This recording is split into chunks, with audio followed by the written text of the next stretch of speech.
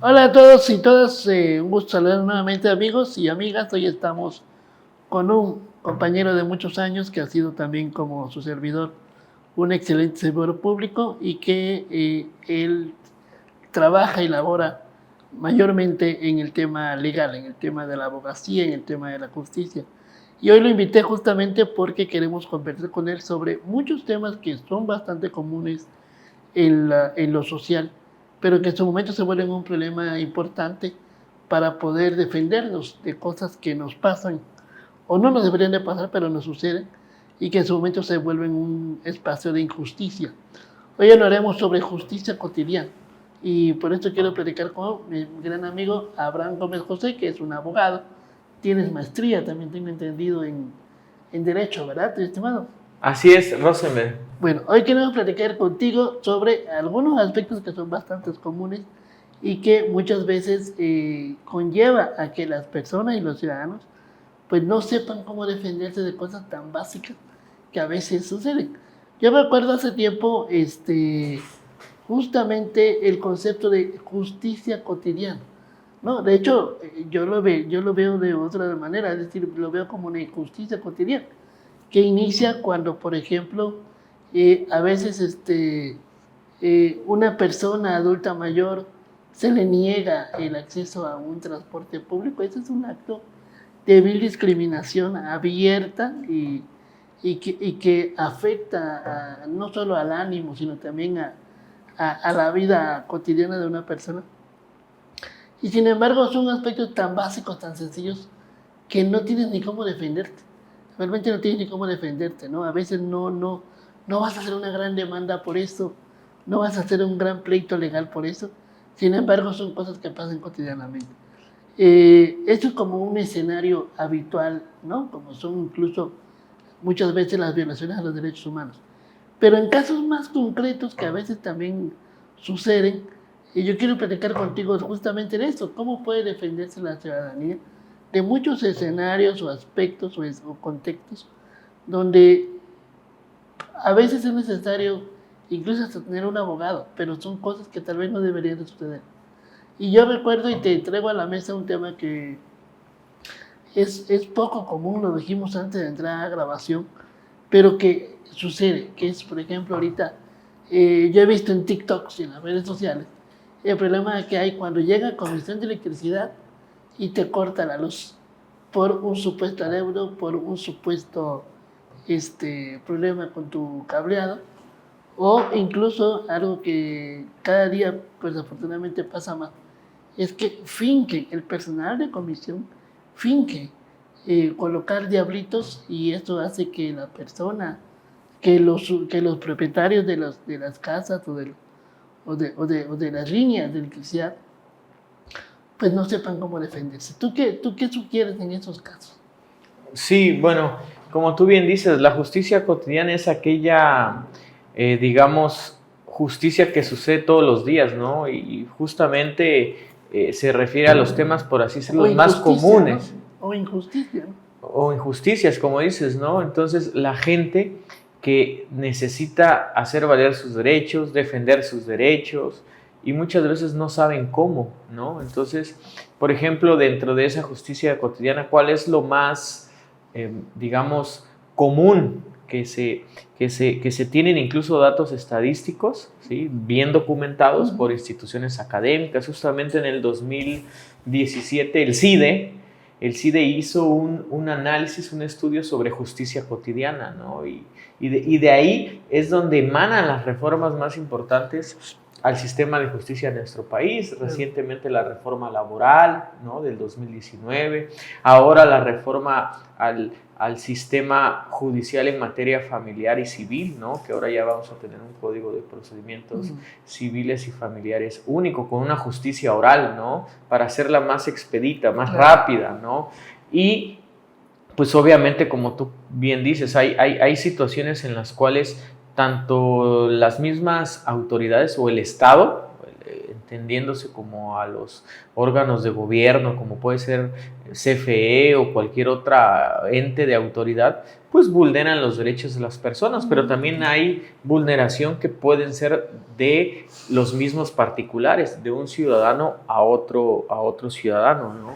Entonces es ahí donde la gente, precisamente el marco constitucional, el marco jurídico se ha establecido que no podemos hacernos justicia por nuestra propia mano o una autotutela, como lo llaman, sino que se establecen los mecanismos que la misma Constitución y las leyes han establecido a través de tribunales, a través de juzgados, de procedimientos propiamente bien establecidos, bien diseñados, para que tú puedas hacer valer un derecho que consideres te ha sido afectado. Por ejemplo, señalabas el caso de Comisión Federal de Electricidad, ¿no? Que es una práctica ahora, digamos, un tanto común, ¿sí? En la que se ha estado realizando revisiones a los medidores de los usuarios y que al suponer de la comisión se han detectado alteraciones al sistema de medición, ¿no? Entonces ellos dicen, bueno, sin hacer una revisión como lo marca las leyes en materia eléctrica, en materia de industria eléctrica, sin respetar el derecho de audiencia, pues te hacen revisiones y te hacen un ajuste a la facturación, donde ellos dicen, bueno, tú alteraste un sistema de medición, un sistema de medición, nos robaste luz, te beneficiaste de una luz de manera incorrecta, entonces te vamos a ajustar, y es donde la Comisión Federal de Electricidad realiza un cálculo ahí bastante raro y te vienen cantidades incluso estratosféricas, ¿no? A las que un usuario tendría digamos, a conclusión de ellos que pagar, ¿no? Entonces es ahí cuando el usuario, el ciudadano común, bueno, pues tiene que ejercitar su derecho y promover un juicio, en este caso un juicio oral mercantil ante un órgano, ante un juzgado federal, y decir, oye, pues ¿por qué me hacen este ajuste a la facturación? ¿Por qué me hacen este cobro excesivo? Si a mí nunca me notificaron, no me dejaron señalar 2 testigos, no se hizo el procedimiento conforme señalan las leyes de la industria eléctrica o el mismo contrato, porque hay un contrato que es de adhesión que se firma de manera tácita entre el usuario y la comisión. Entonces, ahí es donde entra, ¿sí?, la defensa adecuada, la defensa legal por parte de un asesor jurídico, de un abogado particular, y obviamente que se tiene que exponer ese caso ante un tribunal previamente establecido, pues que va a revisar precisamente si la actuación, en este caso de la autoridad, está pegada a derecho, que en muchos casos, por ejemplo, no lo hacen, ¿no? Entonces, en la mayoría de los casos no están bien fundamentados, no están bien hechas las revisiones, y pues la mayoría de estos casos pues son declarados nulos, ¿no? Entonces eso podría ser parte de este proceso que tú al inicio de la charla llamaste justicia cotidiana, pero es muchísimo más amplio: los temas laborales, los temas familiares, los temas penales también, ¿no? Entonces todo eso es parte de la justicia cotidiana, y que es lo que estamos viviendo actualmente en nuestro país, la transformación del sistema de justicia. Pero hablemos en concreto, digo, hay muchos temas y ahorita vamos a abordar algunos de ellos, pero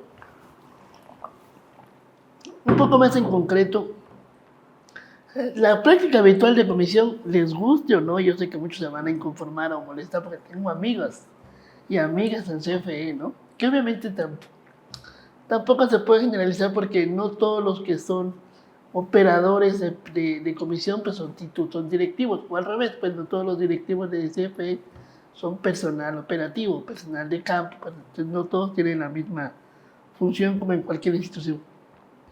Pero desafortunadamente sí es muy habitual que los de comisión asuman un poder que carecen o que no tienen, o del cual no están facultados, para poder justamente hacer revisiones en una casa particular.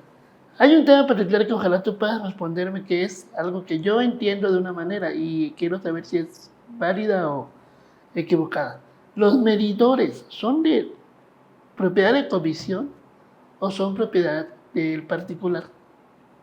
Los medidores son propiedad, obviamente, de la comisión, son bienes públicos, ¿no? O sea, sirven precisamente para medir el consumo de energía.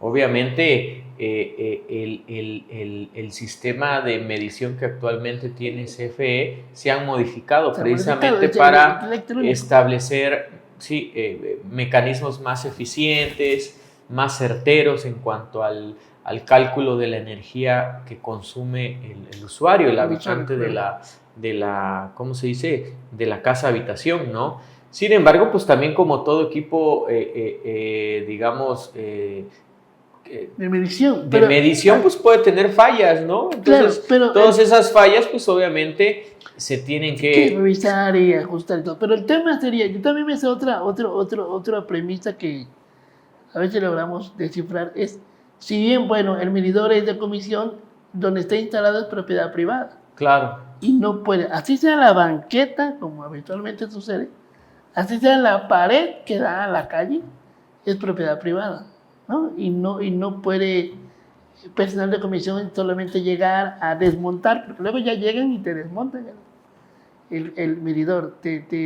Sí sabes, sí has visto que muchas familias lo que hacen es poner una reja, ¿no? de metal, de varilla, para evitar justamente que lleguen a hacer cambios, cuando en realidad es un derecho, o sea, realmente es parte de una propiedad privada que no puede ser violentada por nadie. ¿Eso es cierto o de plano estamos equivocados? No, a ver, el tema es cierto, o sea, definitivamente están en una propiedad privada, sin embargo, precisamente ahí es donde irradia la ilegalidad, porque la ley... Claro.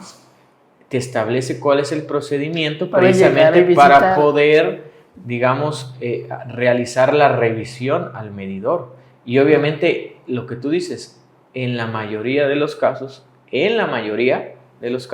pues no se hace esa revisión conforme a lo establecen las mismas leyes, el mismo procedimiento que está bien establecido, ¿no? Entonces es justamente ahí donde el usuario tiene los elementos suficientes para decir, bueno, no hicieron la revisión conforme al procedimiento, conforme a lo que establece, independientemente que Comisión Federal de Electricidad sea el propietario de esos medidores, ¿sí? ¿Sí? Sin embargo, pues también hay un derecho a la privacidad, como tú dices, un derecho a la audiencia, es decir, a que tú estés presente, a que puedas presenciar la revisión, a que puedas ofrecer dos testigos que estén presentes en esa revisión. Entonces, todo eso es a que se identifique la persona, porque también se tiene que identificar. Claro, a que no se haga ningún movimiento en un medidor antes de ser autorizado. De manera arbitraria. Sí, claro. A que no se haga de manera arbitraria y legal. Sí. Ese es el concepto, sí, muy básico. O sea, hay procedimiento, todo el sistema está establecido en normas, todas nuestras actuaciones, todo está regulado. Entonces, cuando se vulnera esa regulación, es donde entra la afectación al derecho y es donde tú tienes la capacidad de poderla hacer valer ante la autoridad competente. Claro. Yo te diría entonces, para no cerrar el tema, pero ser más puntual en este tema, es la vecina. A la vecina le llegó comisión, le llegó justamente el personal de comisión y identificaron que supuestamente tenía alteración en el medidor, tenía un diablito, ¿no? ¿Verdad? Mentira, lo tenían. ¿Cómo nos defendemos de eso? ¿Qué se hace en esos casos? Porque lo que te dicen es, vaya usted a comisión. Yo mismo me he peleado con mucha gente de comisión y se los digo en su cara, a ver, no me mandes a la sucursal porque tú eres personal de comisión. Tú vienes a darme el problema, tú tienes que darme la solución. Tú eres personal de comisión. Entonces, ¿qué hacemos frente a esas injusticias que suceden? Bueno, en este caso, por ejemplo, tú dices, es cierto, ¿no? Ya sea que nos cortan la luz, perdón que me interrumpa, ya sea que nos cortan la luz, ya sea que nos llegan y nos dicen hay un diablito y es mentira. Claro. ¿No? Ya digan que justamente si no me paga tanto lo voy a cortar la luz. O sea, ¿cómo se defiende un ciudadano común más allá de lo típico que es vaya a esta comisión y que le arreglen su problema y que obviamente ni te pelan, ni te arreglan, ni te dan la sanción y si no pagas en 5 días ya es multa de la multa de la multa y entonces sale peor el caldo que la gallina. ¿Tú qué se tiene Claro, que ahí hacer? por ejemplo, comisión de entrada te viola un derecho humano a la energía eléctrica, a la luz, que es un bien público, que es un bien que incluso tiene impacto en toda nuestra vida cotidiana, Sí, es ¿no? O como sea, el agua y como exactamente, cualquier ¿no? otra. A la alimentación, Sí, claro. a la A la refrigeración, salud, a sí. la salud, etcétera. Entonces, ya en ese sentido, los jueces federales ya han adoptado una posición bastante proteccionista, ¿no? Al emitir medidas cautelares. Tú, por ejemplo, efectivamente, a veces la misma funcionarios o servidores públicos de comisión dicen, no, pues ve y arréglalo a las A oficinas comisión, centrales, sí, ¿no? claro. Y ahí pues Ni te pelan, ni ni te te reciben. pelan, no te resuelven O te nada, dicen, ¿no? o te dicen como a mí, ya llegó un reporte y no ha llegado el reporte, venga usted mañana. Claro. Y ya te jodieron sin electricidad toda la noche. Ante esa situación, ante esa falta de empatía, ante esa indiferencia de la misma autoridad, pues lo único que nos queda como ciudadanos, como usuarios de la Comisión Federal de Electricidad, pues es acudir a un tribunal, a un juzgado, sí, claro. ¿no? Para que él revise la actuación, como lo he venido diciendo, y obviamente tú vas a reclamar ahí precisamente eso, la violación al procedimiento. La ley es algo muy técnico, ¿no? Por eso necesitamos de un abogado que nos ayude precisamente a conocer nuestro caso, al plantearlo ante el juzgado federal, Claro.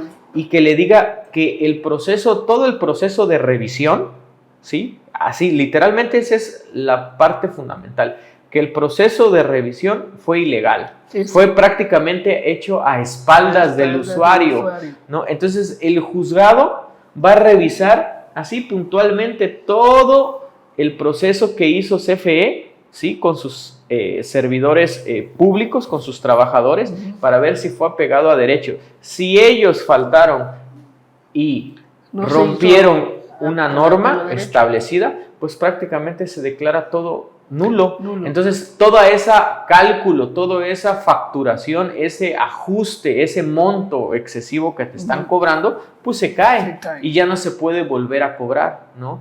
Y obviamente, ¿qué pasa en los casos que yo he llevado? Solicitamos que durante el tiempo que dure el juicio, pues se reinstale la luz, y los jueces ordenan de manera inmediata que se reinstale la luz, aun y cuando tú no has pagado esa cantidad que ellos te están cobrando. Un poco para delimitar, el primer punto que debe comprender la ciudadanía es: hay un lineamiento establecido de un debido proceso de visita y de revisión, ¿sí? O sea, hay lineamiento. Así es. No, comisión no puede llegar un día y decir, a ver, voy a checar su medidor y mire, claro. tiene que... No No puede. Y no debe, No debe, porque hay un lineamiento administrativamente definido por la misma comisión y por otras leyes para que lo haga.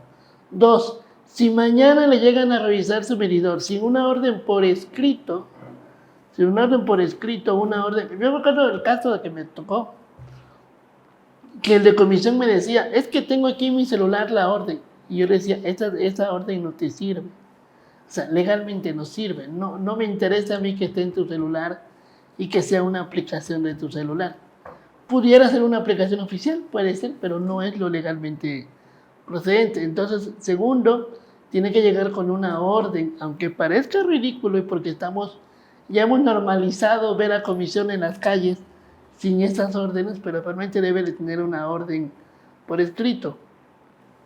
Y si no lo hacen así, están violando el debido proceso, violando el debido procedimiento. Y es ahí donde entra la otra parte lamentable, pues que cuando te violan el debido procedimiento, porque obviamente son gente muy necia también, que tiene un sindicato, que sabe que como trabajador no van a proceder nada contra él, sino contra la institución, pues obviamente se escudan en eso, ¿no? Es como el chofer de una combi que está asegurada, le vale cacahuate y la choca 10 veces porque lo paga el seguro. Lo mismo pasa con muchos trabajadores de comisión. No se procede contra la persona, se procede contra la institución. Y entonces hay que decirle a los compañeros de que nos escuchan que cuando no se hace ese debido proceso, procede entonces una demanda contra la comisión. Sí, como tú bien dices, es justamente eso, la violación al debido proceso, al procedimiento establecido en la ley leyes reglamentarias de la industria eléctrica en el mismo contrato de adhesión, no se respeta el procedimiento para hacer la revisión justamente de los sistemas de medición y con eso prácticamente se anula. Entonces tú vas, es un juicio mercantil, juicio oral mercantil, donde tú vas a demandar la nulidad del procedimiento, de la revisión justamente, y en consecuencia también vas a, derivado de esa violación o de esa ilegalidad, multa, pues digamos, tú vas a solicitar también se declare nulo el ajuste a la facturación, que en todos los casos son cantidades económicas. Cantidades económicas elevadas y son absurdas, ¿no? Son absurdas. Tienes una casa que pagaba 400 pesos de luz durante toda la vida, ¿no? Con picos de más o menos. Y de repente no, como no pagó 4 meses luz correctamente porque tiene usted un diablito, tiene usted algo ahí, ya ahora la multa es de 20,000, 30,000. No, déjate de eso, hay multas que vienen hasta de 300,000 pesos. Yo he conocido de $500,000 de pesos, sí, dices, ¿cómo? ¿Y cómo? Eso no es un ajuste, no me friegues, porque yo no consumí 300,000 pesos de electricidad en 5 años. Justamente también los cálculos son, en las demandas se señala eso, cómo calculan ellos. Calcular, claro. Sí. O sea, cómo hacen el cálculo, las fórmulas. Entonces son fórmulas que no son claras. Ni sacando el promedio. Entonces son cálculos inverosímiles y pues se caen. Bueno, obviamente tú llevas estos casos, ¿verdad? Yo llevo estos casos en tu despacho. Así es. Y la ciudadanía que nos escucha se puede acercar a tu despacho. Claro. Nosotros los atendemos para ver ese tipo. Ganados, obviamente. Son casos que nosotros hacemos el mayor de los esfuerzos. Si hay los elementos suficientes, pues obviamente la expectativa es buena. Que casi siempre es así, porque casi siempre comisión en su soberbia institucional, los elementos de comisión no cumplen el debido proceso. En la mayoría de los casos, pues obviamente hay violaciones al mismo procedimiento. Entonces, ese es el argumento principal. Mira, para concluir este tema, yo te preguntaría algo que creo que también es importante. Sucede esto como en las demandas de pensiones, que ahorita vamos a hablar de eso, que muchas veces la ciudadanía no tiene para pagar un abogado. A lo mejor sabes la respuesta, pero yo quiero más que una pregunta, es una confirmación. ¿Cómo se llama? La defensoría, hay una defensoría, ¿verdad? De Instituto para la Defensoría Pública, ¿cierto? ¿Ellos llevan estos casos o no? Bueno, por ejemplo, hay defensorías, bueno, yo como abogado particular, yo soy abogado particular, yo llevo toda esa parte de litigios, ¿no? O sea, desde temas laborales, familiares, penales principalmente. Obviamente hay defensorías de oficio. Los poderes judiciales, tanto el federal como los locales, tienen defensorías públicas, ¿no? Sí, y entonces esas defensorías públicas, esas defensorías públicas llevan casos para defender a aquella ciudadanía, aquellas personas que no tienen, digamos, la capacidad de pagar un abogado particular. Tiene sus ventajas y sus desventajas, ¿no? La ventaja, pues obviamente, de contratar a un abogado particular, pues es que hay más agilidad, hay más digamos, prontitud en la respuesta también. La dinámica entre el cliente y el abogado particular es distinta a la de un... No quisiera tampoco decir que los asesores o los defensores públicos son malos, pero obviamente ellos, es pues... una dinámica diferente. Es una dinámica diferente. Pero ¿por qué lo menciono? No porque obviamente no valore el esfuerzo que hacen los abogados particulares. Invariablemente hay personas que no tienen la capacidad económica para contratar un abogado particular. Es una realidad a veces muy lamentable, pero es cierta. Y muchas veces la mayoría de la población pues dice, si la multa me vale 20,000 y el abogado me cobra 10,000, pues mejor pago la multa y se acabó, ¿no? A veces es el pensamiento más común. Y entonces por eso me interesa que, solo confirmar, la Defensoría, el Instituto de la Defensoría Pública, ¿también puede llevar estos casos o no? Habría que acercarse a ellos. En el caso local, en el caso del fuero común, me parece que no. Me parece que no. En el caso del fuero federal, probablemente. Me parece que ellos sí llevan ese tipo de casos. Porque también va a depender contra quién litigues. Entonces, Sí. de eso va a depender a qué defensoría le corresponde. Si es contra una autoridad federal, pues obviamente entendemos que va a ser la Defensoría Pública Federal. Si Claro. es del fuero común o situaciones, digamos, a nivel entidad federativa, pues sería las defensorías públicas locales. Del Estado, claro. Exacto, de del cada Estado. Sí, claro, pero obviamente lo ideal y lo mejor, más conveniente por prontitud sería un abogado particular, un despacho particular para que pueda dar ese tipo de... Bueno, es que los abogados particulares estamos las 24 horas, los 365 días, ¿no? Ni Entonces, tanto, pero bueno. obviamente, Ni tanto, pues hay otra dinámica ahí. Claro, bueno. Fíjate que algo parecido, y eso viene porque hace tiempo me pasó algo con igual conocidos, amigos, de que de una pensión justamente contra el Instituto de Seguridad Social, un Instituto de Seguridad Social, en donde justamente a veces sucede de que muchas veces los familiares que quedan como beneficiarios de una pensión, pues la pensión va de acuerdo al salario del trabajador. En este caso, porque eso depende de qué trabajador sea, cuando están contratados por el mínimo, la pensión que les llega es de 4,000, 5,000 pesos, 3,000, 4,000, 5,000 pesos mensuales. Y obviamente pagar un abogado particular para que te haga válida ese derecho a la pensión, que no tendría por qué ser necesario, pero en la injusticia cotidiana sucede, pues le sale más caro el caldo que la gallina, ¿no? Y por eso preguntaba si también la Defensoría Pública lo podría llevar. Y otro tema es justamente las pensiones, ¿no? Pero no las pensiones por seguridad social, porque es otro tema, sino también las pensiones de madres separadas. Claro. O madre soltera, como le quieren llamar. El término madre soltera yo tampoco no comulgo mucho con eso, ¿no? Pero bueno, ¿qué tú sabes y seguramente habrás llevado casos de madres o padres, porque también hay padres abandonados por sus esposas que tienen que hacerse cargo de sus hijos, sus descendientes, hijos, hijas, descendientes. Y en este caso es muy común que a veces las chicas, vamos a hablar de chicas por generalidad, pero no es obviamente un tema de género, de sexo, pero es lo más habitual. Muchas veces estas chicas, ya sea por cultura, porque ya ves que le cae la cultura de yo puedo sola y yo mejor no le pido nada a nadie, pero no saben que es un derecho. Es un derecho del menor, yo lo he puntualizado mucho.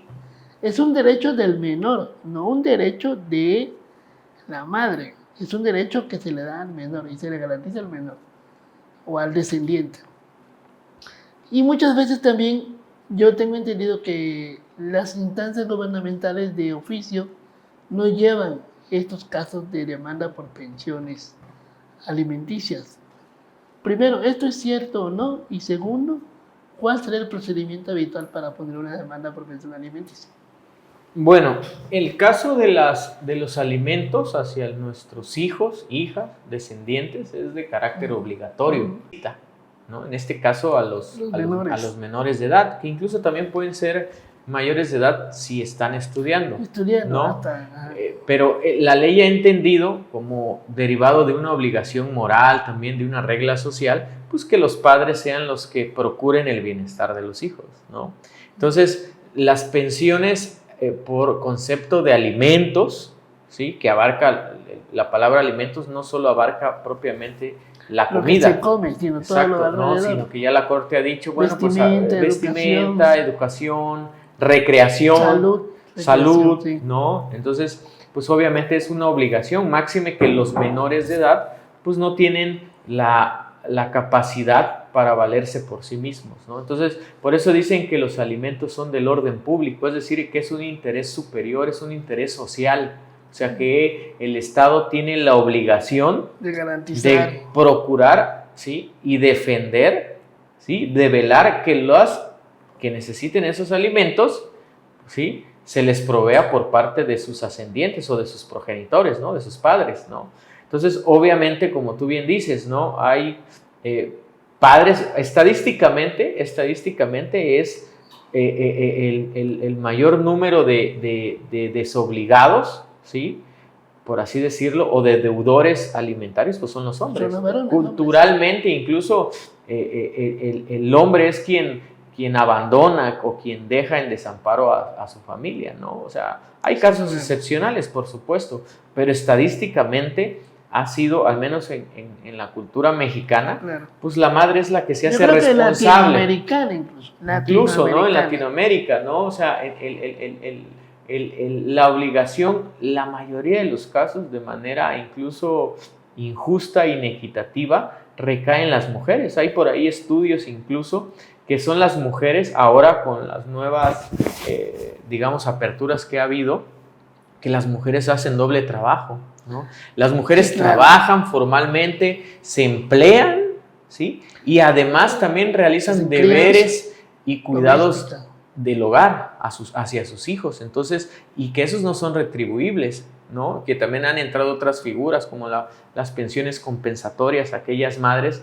que se dedican y se han dedicado al cuidado de los hijos, al cuidado de la familia. Fíjate que ese punto, te voy a interrumpir tantito porque creo que ese punto es interesantísimo.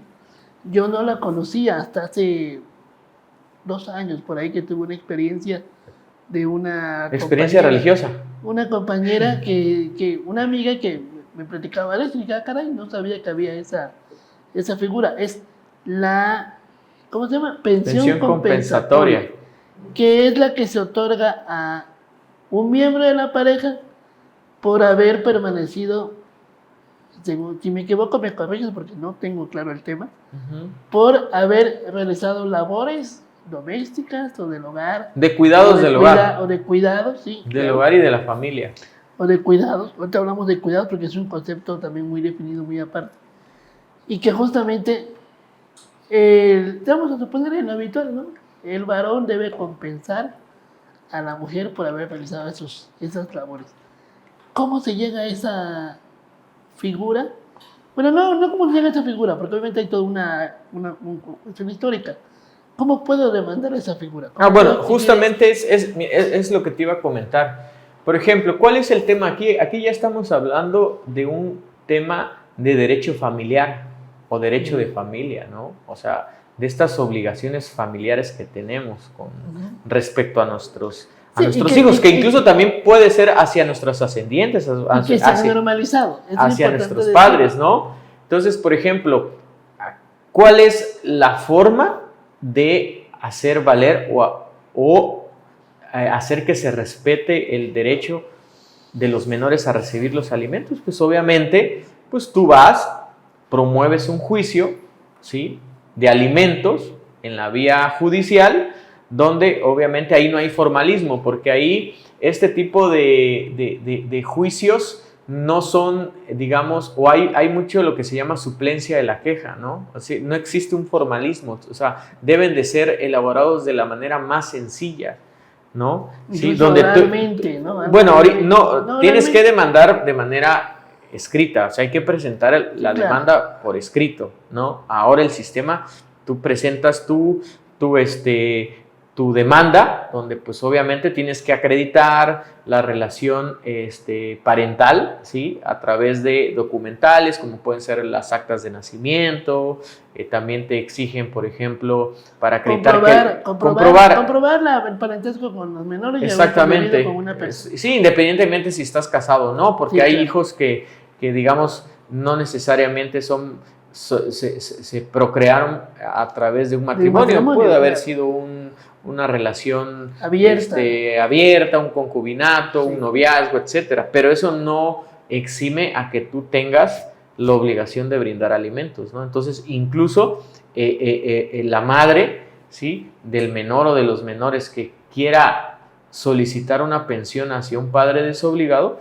pues necesita prácticamente acreditar nada más el parentesco a través del acta de nacimiento, ¿no? A través del acta de nacimiento puedes ofrecer testimoniales, puedes ofrecer también documentales como constancias de escuelas, ¿no?, como son educación básica, kinder, primaria, acreditar todo, o sea, ahí se vale de todas las pruebas, obviamente legales, ¿no?, de acreditar la necesidad, ¿sí?, de los alimentos por parte del menor, ¿no? Entonces tú vas, presentas tu demanda ante un juzgado familiar, por ejemplo, y obviamente le van a dar entrada, ¿no? En el caso, por ejemplo, de los papás varones, vamos a decirlo así, que trabajan en un empleo formal,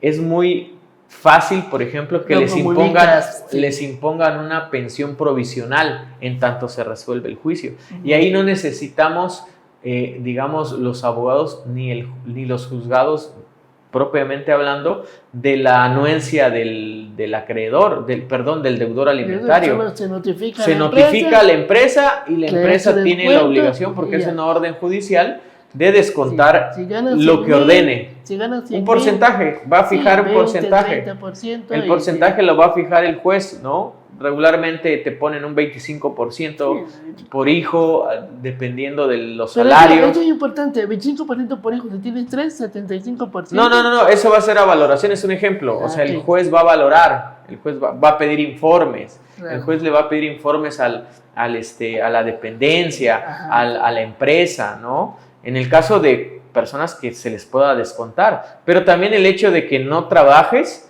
en un empleo formal no significa que estás exento. La obligación es... ¿Qué pasa? Porque eso es importantísimo y es lo más habitual. Yo conozco un montón de casos de hombres desobligados. Sí, que cambian propiedades, nunca hay cuenta de banco a su nombre, o hay las mínimas, o las hay con saldo mínimo, y siempre andan brincando todas las formas para no tener cómo avalar propiedad. ¿Qué pasa en esos casos? Y es lo que se enfrentan muchas compañeras. Yo he conocido compañeras de trabajo cuyo expareja tenía una empresa a su nombre y al final puso la empresa a nombre de la mamá y ya no se pudo exigir de esta figura. Pero ¿qué pasa en estos casos? Por ejemplo, obviamente si tenemos las pruebas, o sea, el juez incluso puede solicitar, tiene facultades amplias para solicitarle al SAT, a las autoridades de seguridad social, a las autoridades hacendarias, o sea, a los entes privados como los bancos. O sea, si hay elementos, indicios suficientes en los que se pueda advertir que esta persona está realizando falseando la información, fraudes, declarándose insolventes. O sea, un juez familiar tiene amplias facultades de solicitar y recabar todas las pruebas. Obvio. Si no hay elementos suficientes que puedan acreditar la solvencia o la capacidad económica, pues obviamente el juez, como lo hacen y se estila actualmente, pues te va a fijar una pensión en relación, digamos, como la medida va a ser proporcional al salario mínimo vigente, ¿no? Entonces es donde a veces de manera injusta, ¿sí? De manera injusta conocemos casos de que a lo mejor un señor, un padre que tiene la capacidad, pues no la hace o no aporta en relación a lo que realmente mantiene. Pero a eso voy. Esa es la parte que me interesa a mí responder, porque aunque tengo una idea, quiero consultarla. Yo, Rosenberg, tengo una vida onerosa, ¿no? Cómoda, ¿no? En que tengo un negocio de venta, ¿de qué te gusta? Una mueblería, vendo muebles. Pero la mueblería no está a mi nombre, está a nombre de mi hermano. Y aunque yo soy el que administra, el que tiene el poder absoluto de la mueblería. Claro. Y cada que vendo algo, el dinero le cae en la mayor parte a un familiar o un tercero y una parte a mí para mantener un estilo de vida legalmente, perfil bajo, económicamente. Pero en la práctica, obviamente, todo esto es diferente. ¿Cómo procede ahí la justicia? Bueno, ahí, por ejemplo, hay mecanismos que se han realizado para evadir la ley, ¿no? Pero hay maneras de ahí, pues, obviamente, así como lo estás planteando, pues, definitivamente sería muy difícil para un juez familiar, pues, establecer una pensión de acuerdo a los ingresos reales, ¿no? Pues, obviamente, si está a nombre de tu hermano, por ejemplo, ahora que lo señalas en el supuesto, pues no pueden imponerle la obligación a la otra persona, ¿no? No se puede comprobar, como se hace habitualmente, el enriquecimiento ilícito, que es, yo soy funcionario, el dinero no me cae a mí, le cae a un familiar. Por eso te decía que el juez tiene amplias facultades para investigar.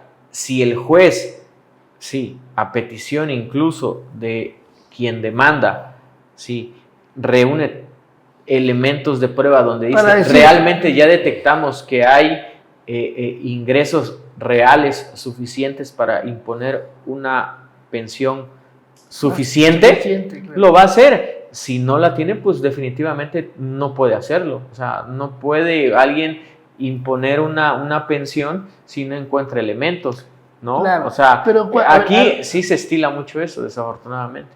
Sí, claro, es lo habitual desafortunadamente en la cultura nacional que el hombre abandone y ponga...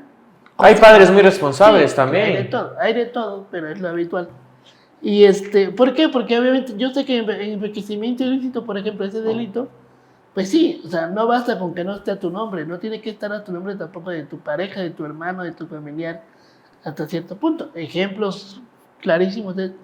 Hay un beneficio por una licitación, por un contrato, no me cae el dinero a mí, le cae a mi esposa y encaja todavía dentro del delito. Es decir, no porque sea tu esposa esté exenta ya de no ser acusado o demandado por enriquecimiento ilícito. No, pues sobre todo porque en las declaraciones que nos hacen como funcionarios incluye los bienes de las familias cercanas, ¿no? Aquí no se aplica eso tampoco. Bueno, pero ahí ya estás hablando de supuestos diferentes, porque al hablar de un enriquecimiento ilícito tiene que ver con cuestiones penales, de cuestiones de responsabilidad administrativa. Yo me refería más al tema de lo familiar.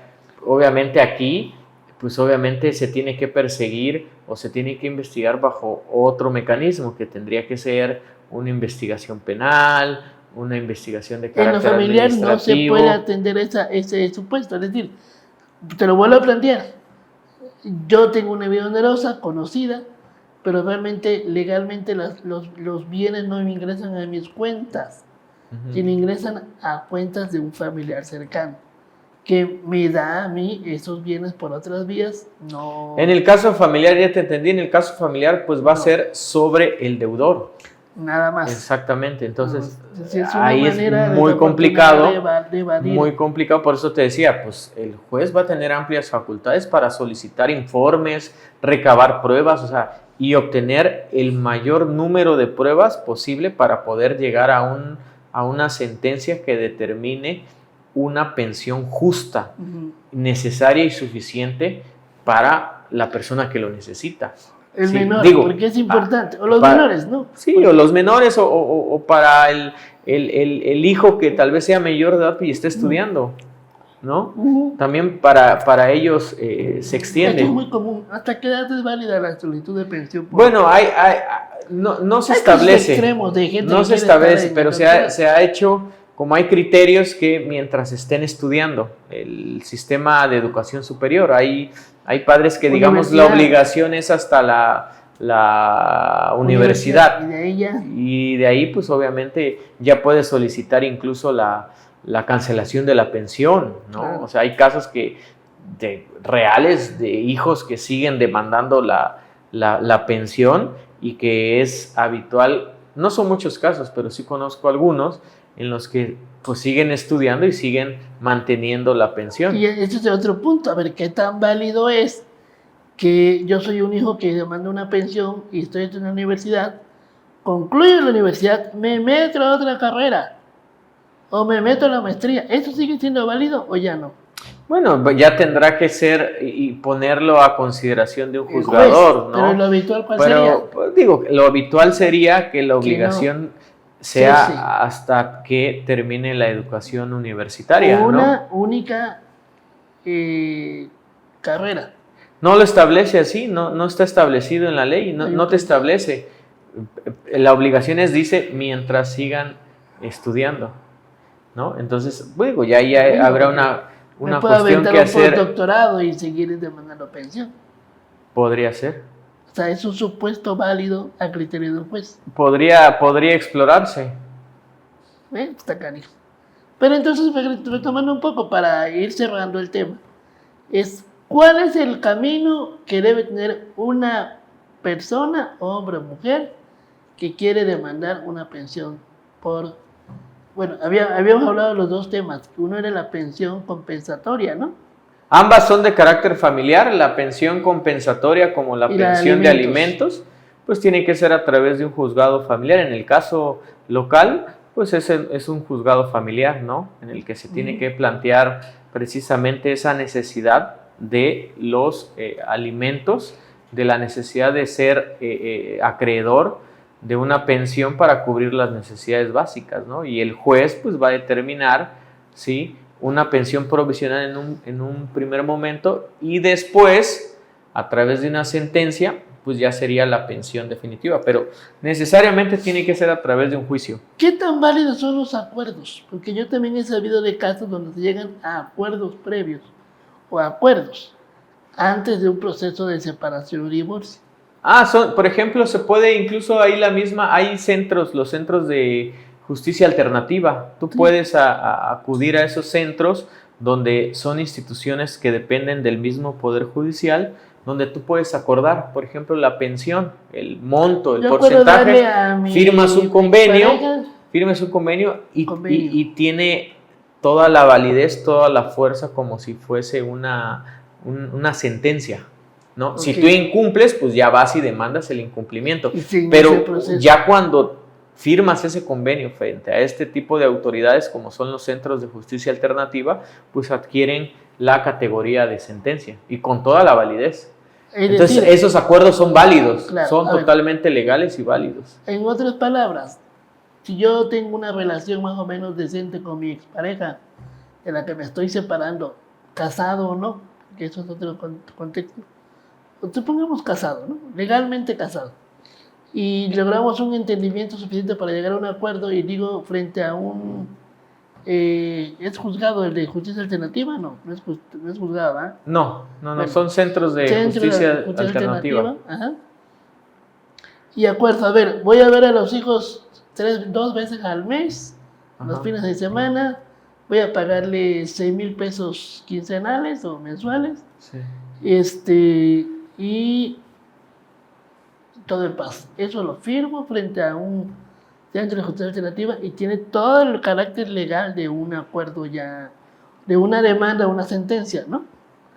Sí, o sea, es un acuerdo, es un convenio que firmas. El tipo y cambia que de tiene... opinión o la tipa cambia de opinión, porque hay de todo, ya se fregó, ¿cierto? Pues en materia familiar siempre es modificable todo el tema. Pero por mutuo acuerdo o por sentencia de un juez. No, tú puedes decir, yo firmo ahora un convenio de que me va a dar el 30% de su salario y no me alcanza y mañana quiero demandar por la vía judicial el aumento de la pensión, puedes hacerlo.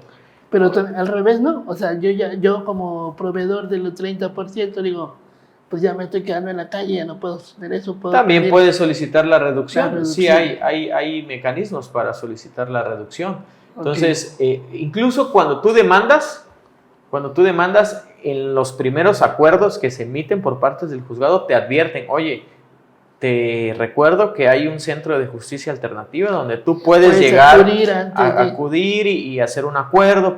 Incluso en la primera audiencia también, los secretarios, los funcionarios judiciales te dicen, oye, ¿sabes qué? ¿Y si llegamos a un acuerdo? Es el juez mismo, el juez o la jueza te dicen, ¿sabes qué? Para evitar juicios largos, para evitar desgastes emocionales, desgastes económicos en abogados, etcétera, pues tratan de mediar entre las partes. Y en muchos casos yo en varios juicios familiares de pensión, de convivencia, de guardia y custodia, tenemos que hacer los abogados funciones de mediadores o de conciliadores, ¿no? Sí, claro. Para poder llegar a un acuerdo entre ambos padres. Y se han llegado a buenos acuerdos, la verdad. Al menos en mi experiencia, claro. He llegado a muy buenos acuerdos por el bienestar de los hijos y de las hijas. Entonces, sí, claro. Es algo que es parte de la justicia cotidiana. Es muy común ese tipo de juicios, los juicios familiares. Muchas veces, en lugar de entrar de lleno en las figuras de las demandas y todo eso, lo más conveniente son los acuerdos. O sea, está abierto, puedes explorarlo. Claro. Existe, o sea, a la par de los juzgados familiares están los centros de justicia alternativa. O sea, tú puedes acudir. Obviamente, ahí no hay un litigio, no hay una demanda. Sí, es por voluntad. Exactamente. Tú puedes llegar y haces una solicitud, no es un citatorio, se le llama invitación. Entonces, los centros de justicia de justicia alternativa, pues emiten invitaciones hacia la otra parte, donde dicen, oye, ¿sabes qué? Te hago una invitación para que en una sesión conozcamos de las peticiones de la persona tal y tal y tal respecto a los alimentos. Entonces se hacen pláticas, charlas, Okay. ¿no? Entonces no hay un juicio, no se van a desahogar pruebas. Ahora bien, ya para concluir un poquito, por cuestiones de tiempo, Sí. el tema, yo lo que he visto también, y digo conversas, digo, tampoco se trata de limitarnos por tiempo. Yo lo que he visto también es que tenemos la idea común de que el divorcio se soluciona con una demanda. Voy y pongo mi demanda de divorcio, pero en realidad hay varias figuras, ¿no? Está la figura de la disolución del, ¿cómo le llaman? Del vínculo matrimonial o del contrato matrimonial, algo así. Ajá. Está el tema de los hijos, está el tema de los bienes. ¿Cuántas figuras hay o cuántos procesos hay cuando alguien se quiere separar? Vamos a suponer que yo soy un tipo común, me caso con bienes mancomunados, procreo 2 hijos, ¿no? Y conviví con mi pareja 15 años, ¿no? Y de repente digo, no, pues ya no quiero, por X o Y, y me quiero separar y legalmente divorciar. Yo tenía entendido que hay un proceso para separar el vínculo matrimonial. 2, la disolución de los bienes. Y 3, el tema de los descendientes de los hijos. No es un solo divorcio, así llano y simple, sino son 3 procesos distintos. ¿Estoy bien o estoy equivocado? Mira, el divorcio por sí mismo es la disolución del vínculo matrimonial. El divorcio per se, claro. ¿No? Sí. Entonces, obviamente, tú puedes solicitar el divorcio y dentro de esa misma solicitud de divorcio puedes hacer el planteamiento sobre la guarda, la custodia de los hijos, la convivencia, los derechos de visita, ¿sí? El tema de los alimentos, el tema de la disolución de los bienes si es que hay, ¿no? Pero entonces, regularmente tú puedes presentar una demanda de divorcio, ¿no? Presentas una demanda y anexas un convenio donde señalas toda esa parte. Ahorita, ¿sí? Derivado del tema del divorcio sin expresión de causa, es decir, sin ninguna condicionante, o el incausado, pues obviamente los juzgados disuelven el vínculo matrimonial y si no hay acuerdo, pues queda pendiente el tema de la guarda y custodia. Es decir, yo, por ejemplo, tengo una esposa y tengo hijos, entonces, ¿puedo demandar solamente el divorcio? Sí. Y posteriormente puedo demandar la guarda y custodia, la convivencia, exactamente. O sea, puedes hacerlo de manera conjunta o separada. Bueno, mira, para concluir entonces, hay que quitar la idea telenovelera de que ya no te puedes divorciar si no hay una causa. Hoy día con el divorcio incausado ya estás para todas las compañeras. Ya te puedes divorciar, cásate 3, 4 veces y te divorcias cada que quieras. Basta decir, ya no quiero vivir contigo, ya no quiero estar casado contigo y iniciar un procedimiento que me lleve a un divorcio. No necesito esperar un año, no necesito esperar nada. O sea, basta mi simple ejercicio de voluntad de decir ya no quiero. Así es. Para que ya te libre desarrollo de la personalidad. Tú sabes bien ese concepto, ¿verdad? Sí, creo que sí. Pero el otro punto es si hay hijos y si hay bienes, porque ese es otro tema que a veces a muchas personas que están en matrimonio les causa conflicto. Es decir, bueno, yo sí me quiero divorciar, pero va a ser el tema de hijos y bienes, ¿no? Son, digamos, subprocesos o subprocedimientos. Es decir, te puedes divorciar. Puedes acordarlo. Claro, pero pues, si no te pones de acuerdo, el juez va a poner va a determinar. El juez va a determinar a través de un proceso judicial, claro, va a determinar el tema de los hijos, de la guarda, la custodia, la convivencia, etcétera, así también como la repartición de los bienes. O sea, esa es una cuestión. Si tú no te logras poner de acuerdo, la justicia te dice, bueno, ponte de acuerdo. Y si no te logras poner de acuerdo, para eso existe el juez o la jueza, ¿no? Un especialista, un experto en materia familiar que te va a decir, bueno, ustedes no se lograron poner de acuerdo, bueno, pues yo decido por ustedes, por así decirlo. Por eso, pero en concreto y para los compañeros que nos escuchan y nos ven, con fines de informativos es eso, o sea, si tú no logras ponerte de acuerdo con tu pareja, porque ya no te llevas, porque te peleas, porque lo que tú quieras, porque acabaron mal, la segunda parte, si no hay acuerdo, es la demanda. Claro. O sea, la demanda, el Sí. proceso como Sí, tal, sí, sí. ¿no? Y Proceso ahí familiar, obviamente hay una demanda familiar y se da un procedimiento ya conocido en que se busca pues el equilibrio, ¿no? De Es que correcto. se reparta lo que legalmente corresponda más que un equilibrio, ¿no? Así es. Sí. Bueno, eso es para que los compañeras y compañeros que tienen esa idea de divorcio y no se animan al divorcio, ya sé que estadísticamente hay más divorcios que matrimonios. Ya subió. Ya subió. Sí, Eso leí en un medio nacional que en esta última década se ha disparado la estadística de divorcios y ya menos gente opta por casarse. Sí, y como diría ¿Verdad? mi amigo Juan Gabriel, ¿Qué decía Juan si no Gabriel? te quieres divorciar, pues no te casas. ¿No? Bueno. Así que hay que aplicarlo. Fíjate que otro tema también, y ya para ir cerrando un poco, que es muy común, digo, a mí me ha pasado 2 veces en la vida, se siente a la fregada, pero es muy común, es el despido injustificado. Alguna vez hace unos meses te contacté para eso, no por mi tema, yo tengo un litigio, creo que ya es públicamente conocido, contra un instituto de Chiapas por despido injustificado, justamente, y muchas veces nuevamente. Y me ha tocado asesorar a muchas compañeras y compañeros que han sido despedidos injustificadamente. Y que muchas veces yo algo que sí entiendo mucho de los amigos de cualquier, porque tengo amigos como tú en cualquier ámbito, en cualquier escenario, y no todos son tan letrados o no todos tienen la profesionalización que algunas veces tenemos tú y yo en algunos temas. Y es que se encuentran en estado de indefensión, es decir, bueno, me despiden, ¿y qué hago? No, de entrada te dicen, ve a conciliación y arbitraje. Pero conciliación y arbitraje va a decir, depende de qué. Depende si es federal o si es estatal, ¿no? Y luego creo que ya hay otra área que tiene que ver en conciliación y arbitraje, que ahí quiero que me ayudes a definir, también depende de qué dependencia federal estés. Porque está el tribunal donde tú colaborabas, Tribunal de Conciliación y Arbitraje, ¿no? ¿Cómo se llamaba el que trabajabas? Tribunal Federal de Conciliación y Arbitraje. ¿A quiénes aplica ese tribunal y a quiénes no? Bueno, es que es muy amplia tu pregunta.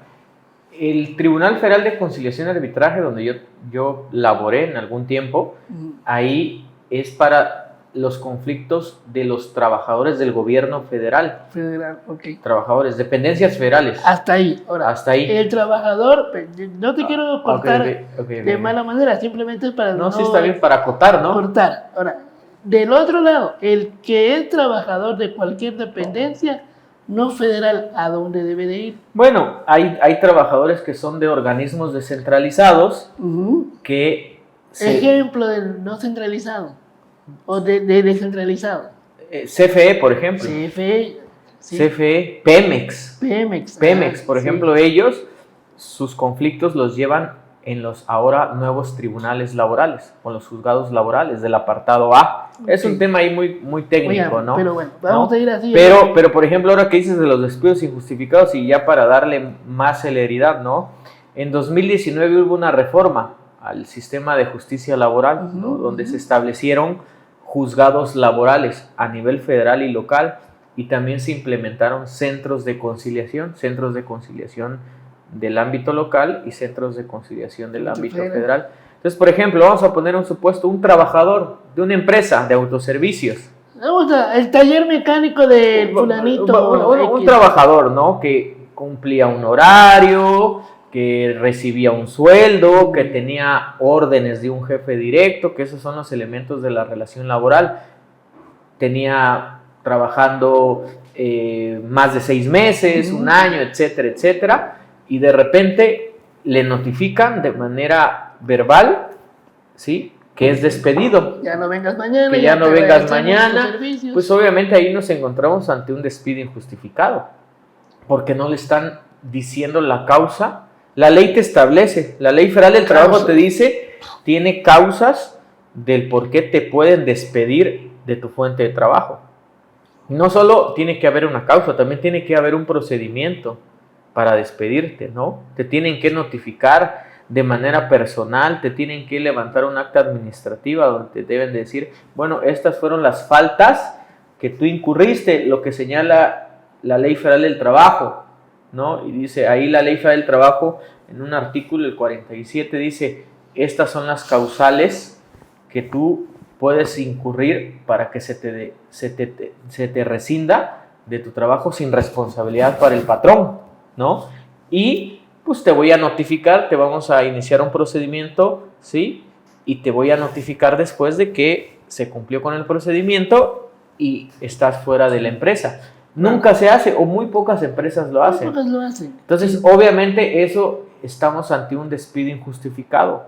Entonces, ese despido injustificado, pues obviamente significa que la empresa tendría que indemnizarte, ¿no? Tendría que indemnizarte, pagarte lo que la ley establece, que son los 3 meses de salario, ¿no? De 3 meses de salario, tus derechos que son irrenunciables, como son el aguinaldo, las vacaciones, la prima vacacional, etcétera, ¿no? Entonces, obviamente también hay la mala idea del patrón de que puedes despedir a tu trabajador en cualquier momento y no pagarle nada. Sí, que es muy común. Es muy común. Incluso cuando hay una renuncia de un trabajador que ya quiere renunciar, eso también, digamos, es válido. Sin embargo, tú tienes que pagarle sus derechos. Tienes que finiquitarlo, que es diferente a la liquidación. Es finiquito, cuando se despide es liquidación. Exactamente. Entonces, por ejemplo, en el finiquito, pues obviamente hay patrones que dicen, no, es que me renunció. No, espérate. Sí, ok, se puede hacer la renuncia y es válida, pero en la renuncia tú tienes que pagarle lo que por derecho le corresponde, que se ha dicho por los abogados laboralistas especialistas que son 3 conceptos, que es el aguinaldo, las vacaciones y la prima vacacional, que son derechos irrenunciables. Claro. Entonces, ¿qué pasa si hay un despido? ¿Qué pasa si hay un despido injustificado? Que no renunciaste, que no te notificaron, que no te instauraron ningún procedimiento de carácter administrativo laboral, pues tú ahorita tendrías que acudir al centro de conciliación, ¿sí? Que es obligatorio acudir a esa etapa donde tú vas con este nuevo órgano, ya sea en el ámbito federal y local, y le dices, ¿sabes qué? Me despidieron de mi trabajo. Entonces yo reclamo, ¿sí? que se me pague lo que por derecho me corresponde. Entonces esta autoridad va a mandar a llamar al patrón. Si no acude el patrón, lo multan. Y es ahí donde se inicia la etapa administrativa. Puede haber un acuerdo. Si no hay un acuerdo, si el patrón dice, no, pues no quiero acordar contigo, etcétera, te dan tu constancia de no conciliación y ya tú puedes ir a demandar. Eso yo lo vi hace unos meses por otra experiencia, que justamente ya hay también, digo yo, algo que ya había visto de hace algunos años atrás, es que el sistema de justicia ya cursó hacia la conciliación. O sea, ya muchos procedimientos tienen como un paso previo la conciliación para evitar saturar a los juzgados y que llegar a un proceso sencillo, simple, que puede solventarse por acuerdos, pues llegue a una instancia judicial propiamente, ¿no? Tiene que ver con la cultura de la paz, sí, efectivamente, ya el sistema está orientado a la conciliación. El sistema judicial o el sistema de justicia mexicana en general, en varias materias, ¿no? En la penal, en la laboral, en la familiar, sí están, digamos, de alguna manera optando y tendiendo hacia una justicia restaurativa, una justicia también de conciliación, ¿no? Entonces, eso es muy bueno porque ha dado buenos resultados, fíjate. Totalmente. Entonces, ha evitado, y la idea es precisamente que solo los juicios o los casos que ameriten realmente que se dirima a través de un juzgado son los que lleguen. Entonces, en materia laboral también eso ha sido un acierto a través de esta reforma del 2019 con el gobierno anterior, precisamente para que sean más rápidos, se solucione. El proceso, sí, claro. Se solucione más rápido el proceso. Yo he estado prácticamente en estos últimos 5 años de mi carrera profesional me he especializado en el tema laboral, en la justicia laboral, como funcionario, como defensor y también desde el punto de vista, digamos, de los estudios académicos de posgrado que he realizado precisamente en el tema laboral para hacer una buena defensa, ya sea de la parte patronal y mayoritariamente de la parte trabajadora. Que es el tema, para volver a acotar, es hoy día ya existen los espacios de conciliación, ¿no? Para llegar a acuerdos antes de una demanda, ¿no? Es como que lo habitual, lo ideal sería que primero se abordara un intento de convenio para antes. Ya es por ley y obligatorio que tienes que acudir.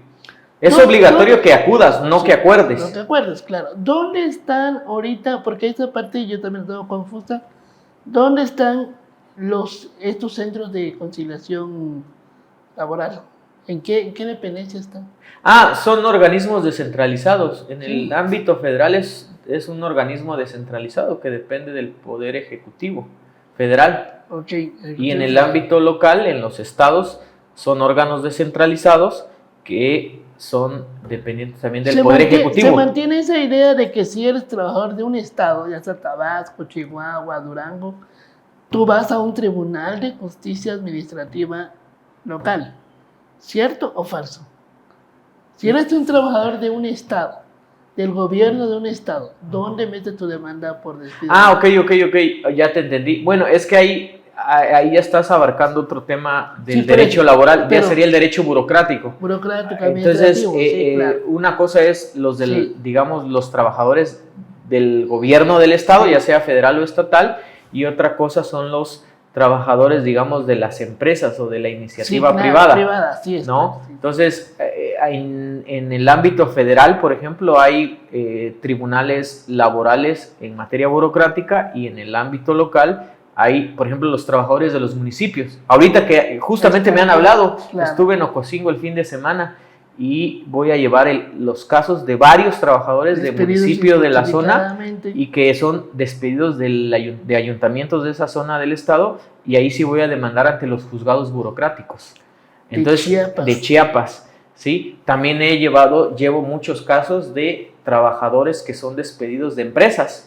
Sí, claro, ¿no? De empresas privadas. Y esos las llevo ante otro tipo de tribunales especializados en materia laboral. Yo lo menciono porque justamente, mira, todo esto que hemos abordado ahorita, a alguien cotidiano, es justicia cotidiana, como tú dices. Se vuelve un problema. O sea, lo primero que pasa es ¿a dónde voy? O sea, yo, ciudadano común, con un abogado. Si tú te enfermas, vas con un médico. Sí.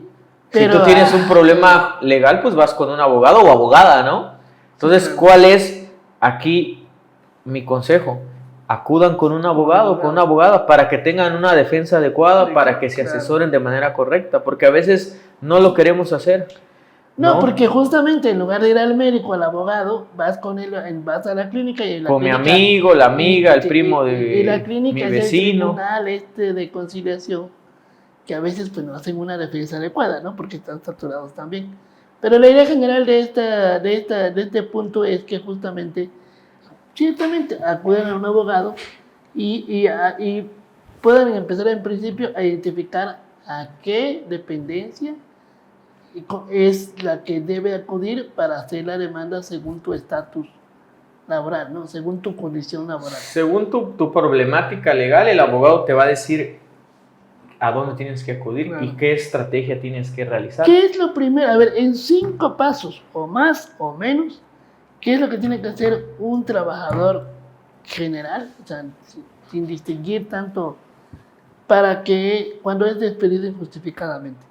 Lo primero es que tiene que asesorarse, buscar un abogado o abogada que le explique qué es lo que pasó, para que el abogado, ¿sí?, lo escuche y le diga cuáles son sus derechos, qué es lo que le corresponde, porque obviamente cada caso va a ser particular. Hay trabajadores que tienen una antigüedad diferente a otros, o tipo de salarios. No sé, ahora, por ejemplo, hay trabajadoras que están en periodo de embarazo. Sí, entonces, claro, cada caso es diferente, o sea, no podemos decir todos los casos son iguales o sea, si yo te dijera, ¿no? ¿Cuántos casos? Yo tengo muchos casos laborales. Ahorita, la mayoría de los casos, aunque llevamos en el despacho asuntos familiares y penales, la mayoría de los casos que yo estoy llevando ahorita son laborales y cada caso es distinto. Y cada caso lleva un trato diferente. Hay reglas como generales, pero cada caso es distinto. Pero a ver, a lo que me refiero también es como aspectos generales de tu situación laboral. Yo recuerdo mucho, y lo he sugerido mucho a amistades, es primero pues toma día y hora y nombre de toda la gente que esté involucrada en tu despido, ¿no? O sea, saber quién te despidió, a qué hora te despidió, qué te dijo, para poder argumentar. Las circunstancias, lo que se llama de modo, tiempo, porque lugar, los hechos. Los hechos. Sí, tú los conoces. Y si es despido, pues obviamente vas a decirle al abogado la fecha del despido, porque eso impacta en la fecha, ¿sí? O en el tiempo en que tú tienes derecho a reclamar, a presentar tu demanda, exacto, a instar a las autoridades. Entonces, obviamente eso ya es algo que el abogado te va a preguntar en la entrevista. Yo, por ejemplo, manejo una entrevista y en la entrevista les pregunto la antigüedad, el salario, el horario laboral, sí, a lo que voy los hechos, cómo sucedieron, quién era el patrón, su jefe directo, sí, etcétera. Pero a lo que voy es lo siguiente, porque muchas veces los compañeros y compañeras están tan estresados por el tema que no atienden aspectos que son fundamentales. Por ejemplo, el que yo llegue a checar y ya no aparezco en el sistema es un motivo a tomar en cuenta para poder ejercer un ejercicio de demanda. Claro. ¿No? Esos aspectos que yo quería que me mencionaras, es decir, el trabajador despedido debería tomar en cuenta ciertos aspectos para tener como mayor solidez en su demanda por despido injustificado. Ha pasado muchas veces, yo tuve el caso de unas amigas enfermeras de otro estado que decían, es que me despidió la jefa de enfermería. Ella no está facultada para despedirte, está facultada para despedirte el de recursos humanos. Y esto previo procedimiento de notificación que ya hemos conversado aquí. ¿No? Por lo tanto, ¿qué haría? Tomar nota de quién te dice lo que te digo que está despedida, qué día, qué hora, qué fecha, qué contexto, ¿no? Para que sea parte de... Exacto, todo el contexto es importante. Exactamente. Para que ya el abogado tome la decisión, cuál es la estrategia que va a realizar. Sí, claro. Pero es importante tomar esos elementos. De hecho, se hace la entrevista, ya como dices, la mayoría de la gente está estresada. Cuando es un duelo, tú que eres psicólogo, ¿no? Es muy doloroso. Es un proceso, claro, un despido, una pérdida de trabajo es muy doloroso. Entonces, ahí el abogado tiene que ser empático, escuchar, atender a la gente para que pues, tenga la versión lo más apegada a la realidad, para que con esos elementos también él pueda hacer el planteamiento que corresponda. Luego hay casos, y también te lo digo por lo siguiente, a ver, ha habido casos donde dicen, estás despedido, ya no te acepto la entrada, ya te niego la entrada, e internamente yo puedo justificar con testigos que tú no te presentaste a laborar. Yo lo que sugiero es, a ver, si toma foto de un periódico, foto de algo que garantice que sí llegabas a trabajar, pero no te dejaban entrar, por ejemplo. Ese tipo de elementos son los que me gustaría. Bueno, ahí digo ya para concluir la charla, ahí la carga de la prueba es del patrón, o sea, ya ha habido modificaciones, entonces el patrón tiene que probar que no fue despedido o que lo que está demandando el trabajador es falso, claro, ¿no? O sea, allá en el proceso, pues ambos van a tener oportunidad de ofrecer las pruebas, ¿no? Pero en materia laboral, obviamente, es la carga de la prueba es para el patrón, es decir, tiene la obligación él de demostrar que no fue despedido, ¿no? Prácticamente. ¿Cómo te contactan en Chiapas para servicios? Bueno, estoy en redes sociales. ¿Aquí puedo dar el número de mi teléfono? Si gustas, sí. Adelante, sí, claro. Sí. Mi número de celular es 961-685205 y estoy en Facebook, también en Twitter, en Instagram. Casi no uso Instagram, pero en Facebook como Abraham Gómez. Okay. Y ahí estamos a la orden para poderlos defender, para asesorarlos y llevar cada uno de los procesos legales que pudieran necesitar todo tu auditorio. Pues te agradezco mucho. Y Muchas gracias, Rosenberg. A todos, muchas gracias a ti por tu tiempo y tu asesoría y pues a quienes nos escuchan y miran en redes sociales. Un abrazo. Muchas gracias.